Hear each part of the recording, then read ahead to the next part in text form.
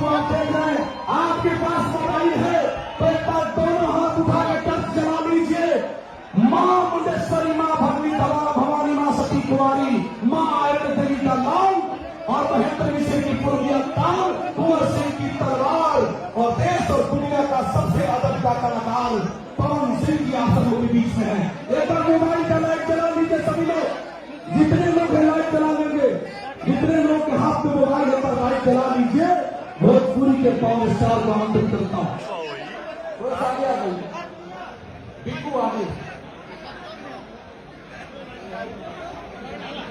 कमी रिकॉर्ड से सदर भाई हमारे बीच पधारे हैं। अब अरे उसको काहे के लिए मैं आप सबसे प्रेम करता हूं, कौन सी आपके हैं, कौन सी आप सबको प्यार से जीता है। एक दिन में कोई सुपरस्टार नहीं होता भाई। अब मैं माइक देता हूं दुनिया के बड़े देश को, अभी रुक जाइए, मैं दुनिया के सबसे बड़े देश को माइक देता हूं। सलमान खान जिनके साथ खड़े होते हैं कपिल शर्मा शो में, जिस व्यक्ति की धड़कने धड़कती है